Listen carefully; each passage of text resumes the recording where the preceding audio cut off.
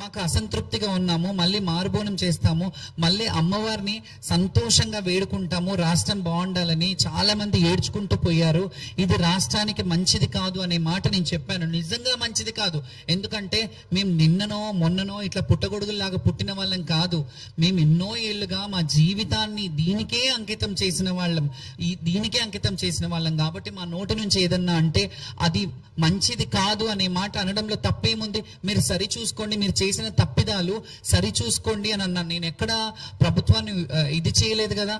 మీరు ఎందుకు దాన్ని రాంగ్గా పోర్ట్రే తీసుకుంటున్నారు, రాంగ్గా ఇచ్చేస్తున్నారు? వాళ్ళు సంజాయిషి ఇవ్వాలి. అలాగే మారుబోనం కూడా జోగినీల బోనాలు చేపిస్తాను అని అన్నారు. దాని మీద కూడా ఇప్పటి వరకు అయితే మాట్లాడలేదు. ఎందుకంటే వాళ్ళు ఏమైనా హామీ ఇస్తే బాగుండేది. జస్ట్ మంత్రి గారు వచ్చారు, చెప్పేశారు, వెళ్ళిపోయారు. ఈ సోషల్ మీడియాలో ఇలాంటివన్నీ జరిగాయి. దీన్నన్నిటికీ ఖండించాల్సింది ప్రభుత్వమే. ఇక నేను వదిలేస్తున్నాను. ఎందుకంటే నా మీద ఎన్ని వార్తలు రాసుకుంటున్నారు, ఎన్ని చేసుకుంటున్నారు. కొంతమంది మాత్రం చేశారు సోషల్ మీడియా, అందరూ అనట్లేదు. నిజంగా కొంతమంది సోషల్ మీడియా వాళ్ళు అక్కడ ఉన్న ప్రతి ఒక్కరిని, ప్రతి మహిళలని, అక్కడున్న చిన్న బిడ్డలని కానీ చాలా మంది ఓవర్సీస్ నుంచి వచ్చి, బయట దేశాల నుంచి వచ్చి బోనం తీసుకుంటుంటే ఈసారి వరస్ట్ ఉందంట అని చెప్పారు. వాళ్ళందరినీ కొన్నారు అనే మాట మాట్లాడారు కదా. వాళ్ళందరూ కావాలని చేశారా? కింద బోనం పడిపోయింది, నాకు బిడ్డ పుడితే నేను బోనం తెస్తాను అని చెప్పిన వాళ్ళు యాక్టింగ్ చేశారా? వాళ్ళు యాక్టింగ్ చేస్తున్నట్ట. ప్రపంచంలో దేశంలో మన రాష్ట్రంలో ఇన్ని సమస్యలు ఉన్నాయి వదిలేసి శ్యామల పడిపోయింది, స్పృహ తప్పింది, డ్రామానా అని అంటే మా బాధ మాకు తెలుసు. ఇన్నేళ్ళు సంపాదించుకున్న ఈ అస్తిత్వాన్ని మేము రోడ్డు మీద పడేసుకోవాలని ఎప్పుడు అనుకోము.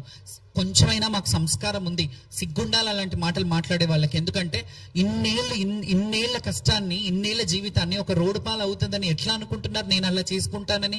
నేను కింద పడితే డ్రామా ఎట్లయితే? కింద పడడం వల్ల నాకు వచ్చే లాభం ఏంటి? నాకు నష్టమే కదా.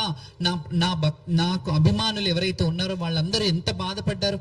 2,60,000 మంది నాకు ఫాలోవర్స్ ఉన్నారు ఇన్స్టాగ్రామ్ లో. ఆ 2,60,000 మంది నన్ను అడగరా? నా అభిమానులు కాదా? వాళ్ళకి ఆన్సర్ ఇచ్చుకోవాల్సిన అవసరం ఉండదా? మీరు ఏది పడితే అది మాట్లాడేస్తే, ఏది పడితే ఇదిలో కొంతమంది సోషల్ మీడియాలో భక్తుల దగ్గరికి వెళ్ళి ఎలాంటి ఇబ్బందులు జరిగాయో అవన్నీ కళ్ళకు కట్టినట్టు చూపించారు. నిజంగా కూడా ఇప్పుడు చెప్తున్నాను, నిజంగా కూడా ప్రభుత్వము ఈసారి బోనాల పండుగ జరిపించడంలో విఫలమైంది అనే మాట అది వాస్తవం. మీరు ఎన్ని చెప్పుకున్నా, మీరు ఎన్ని ఇది చేసినా, ఎన్ని ఫండింగ్ ఇచ్చినా, ఎంతమంది ఇది చేసినా, మీరు ఫండింగ్ ఇస్తున్నారు, ఇన్ని లక్షల ఫండింగ్లు ఇస్తున్నారు అన్నప్పుడు మరి మీ బాధ్యత కదా మమ్మల్ని బోనం తీసుకెళ్ళడానికి అవ్వాలి. ఒక సీనియర్ మోస్ట్ నేను జోగిని, ఆ సీనియర్ మోస్ట్ బోనం వస్తున్నప్పుడు మీరు ఇప్పుడు గతంలో కొంతమంది నాయకులు వచ్చారు, ఇప్పుడు వచ్చారా? కానీ ఆ నాయకులు ఉన్నప్పుడు నేనున్నాను, ఇప్పుడు నేనున్నాను. రేపు కంఠంలో ప్రాణం ఉన్నంత వరకు, మా ఊపిరి ఉన్నంత వరకు ఈ బోనాల కల్చర్ని రిప్రజెంట్ చేస్తూనే ఉంటాము.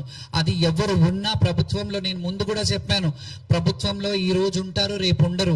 4 ఏళ్ళు, 5 ఏళ్ళు, 10 ఏళ్ళు ఉంటారు, తర్వాత వేరే వాళ్ళు ఉంటారు. కానీ మీ ఉనికిని కోల్పోవద్దు. మీరు ఎప్పుడు కూడా మా ఆడపడుచులని, మా శివశక్తులని, మా జోగినీల ఆశీర్వాదంతో మీరు ముందుకెళ్ళాలి. అప్పుడు ఇంకా బాగుంటది, మన రాష్ట్రం బాగుంటది. సకాలంలో వర్షాలు పడతాయి, పంటలు పండుతాయి, బిడ్డ పాపలు మంచిగా ఉంటారు. మేము ఎప్పుడు వాళ్ళ దీవెనార్థి. మేము బోనం చేసేది ఎవరి కోసం? పుణ్యం. మేము బోనం చేస్తే మేము చేసేది ఎవరి కోసం? మీరు చేసుకునేది మీ బిడ్డల కోసం, మీ మొగుడు పెళ్ళాలు వాళ్ళ కోసం, మీ ఫ్యామిలీ కోసం. మేము చేసేది రాష్ట్రం బాగుండాలని మాత్రమే, ఇంకేది ఉండదు మాకు. మేమేదో ఎన్ని సంవత్సరాలు బ్రతుకుతారండి? ఎన్ని రోజుల జీవితాన్ని అనుభవిస్తాం? ఆల్రెడీ సగం జీవితాన్ని అనుభవించేశాను. నాకేంటి ఫ్రీ పబ్లిక్ సిటీ అవసరమో? నేను జనాలలోకి వెళ్తే వేలాది మంది నన్ను ముట్టుకుంటే చాలు. బోనాల పండుగలో ఈ సందర్భంగా చెప్పొద్దు అనుకున్నాను కానీ చెప్తున్నాను. నేను నడుస్తే నా కాళ్ళ కింద మట్టి కూడా తీసుకొని బొట్టు పెట్టుకున్న వాళ్ళు ఉండారండి. అది నేను సంపాదించుకున్న అస్తిత్వం. నా గర్వంగా ఉంది నాకు ఈ రోజు తెలంగాణలో ఆడబిడ్డగా, జోగినిగా పుట్టినందుకు. నేనేం రిగ్రెట్ ఫీల్ అవ్వట్లేదు. ఎందుకో బిచ్చం అడగట్లేదు నేను ఎవరిని, ప్రభుత్వాన్ని బిచ్చమేమని అడగట్లేదు నేను, లేకపోతే వేరే వాళ్ళని. నన్ను నమ్ముకున్న వాళ్ళు, నన్ను ఇంటికి పిలుచుకొని ఎవరైతే నాకు అన్నం పెడుతున్నారో చూడండి, ప్రతి గడప చల్లగా ఉండాలి. ఆ ప్రతి గడపకు, ఎందుకంటే మాతో బోనాలు బోనాలు చేపించుకునే వాళ్ళు ఉంటారు. అయ్యో శ్యామల బోనం పడిపోయిందంట కదా నీది ఏందట్లా అని వాళ్ళకు కూడా తెలియని ఒక భయాందోళన క్రియేట్ చేశారు ఈ సోషల్ మీడియా వాళ్ళు. బోనం పడిపోయిందంట, బోనం పడిపోయిందని మీరు లాంగ్ గా ఎట్లా ప్రొజెక్ట్ చేస్తారు? నేను మంచిగా తీసుకెళ్ళిన బోనం. కానీ మళ్ళీ చెప్తున్నాను, నేను ఆట పాటలతో వెళ్ళలేదు, వాయిద్యాలను మధ్యలో ఆపేశారు, మా పిల్లల్ని మధ్యలో ఆపేశారు, బోనం అది ఒడిబియ్యం మధ్యలో డిస్టర్బ్ అయిపోయింది, మేము డిస్టర్బ్ అయిపోయాము. 4 చోట్ల ఆడుతుంటే బ్యారికేడ్లు చేసి తాడులు లేపి ఇట్లా చేశారు. ఇంకొకటి, నేను ఒక్కదాన్ని అని అంటే వేరు. సరే, నా బిహాఫ్ కొంతమంది మాట్లాడారు కదా, వాళ్ళ మాటలు వినిపిస్తాను మీకు.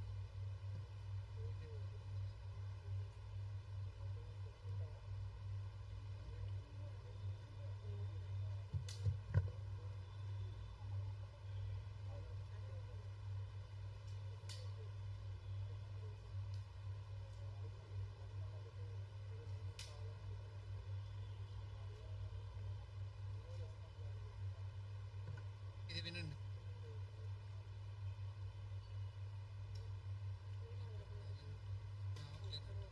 చాలా వీడియోలు పెడతాను నేను, చాలా వీడియోలు ఉన్నాయి. ఇదొక్కటి నేను అతిగా చేస్తున్నాను. ఒకసారి ఇక్కడ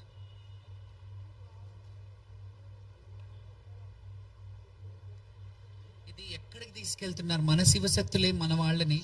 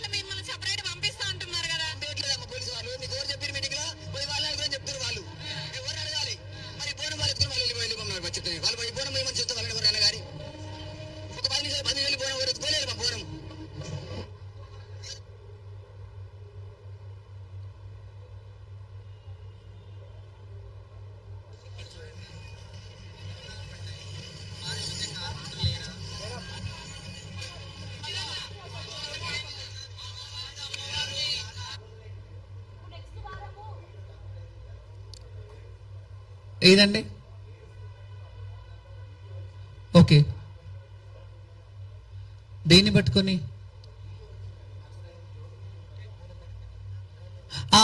అదే చెప్తున్నాను, అదే క్లారిటీ ఇస్తున్నాను. బోనం నాది పడలేదు, వేరే వాళ్ళది పడ్డది. కాకపోతే కొంతమంది జోగినీలు వచ్చి ఏమైందో మాకు అర్థం కాలేదు, మేము వచ్చేసినాము, వాళ్ళు అక్కడ కూర్చున్నారని మేము అక్కడ బోనం దించామని చెప్పారు. హాస్యాస్పదంగా ఉంది. మీకు కొంచెం సిగ్గుండాలా ఆ బోనం ఎక్కడ పడితే అక్కడ దించనీకి. మరి మీకేం జరిగిందో బయట, మీకు జరిగిన అవమానం అక్కడ దించారు అనుకున్నాను. కానీ మేము దించమన్నాం అక్కడ మేము కొంతమందిని. అయితే ఒకరట్లా అన్నారు, కానీ మిగతా వాళ్ళు నిజంగా కూడా నా కళ్ళారా చూశాను, వాళ్ళని లోపలికి పంపించట్లేదు. బోనం ఎత్తుకున్నారు, మీ టైం అయిపోయిందని అంటున్నారు, వాళ్ళని లాగుతున్నారు. వాళ్ళు ఓపిక సహనాన్ని నశించి అక్కడే బోనం పెట్టారు. ఇట్లా అయితే ప్రభుత్వం మేము బోనాలు ఎట్లా చేయాలి, మేము బోనాలు చెయ్యమని చెప్పి చాలా మంది పెట్టి